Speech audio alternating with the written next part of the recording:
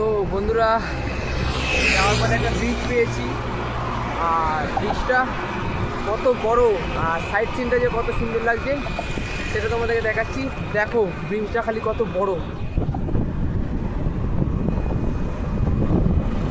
দেখতেই পাচ্ছ বন্ধুরা ভিউটা।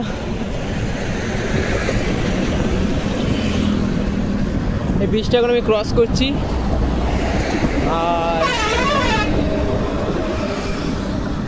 দেখতেই পাচ্ছ সাইড সিন, এদিকে ভিউটা দেখতেই পাচ্ছ তোমরা।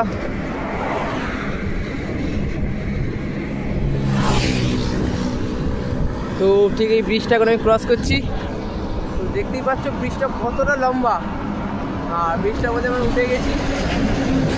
ব্রিজটা থেকে ক্রস করে যাচ্ছি, দেখি এগিয়ে যাই, ব্রিজটা কত করে শেষ হয় দেখি। চলো সাথে থেকো, আবার নেক্সট আপডেট দিচ্ছি, কি পাই দেখি। চলো বাই বাই।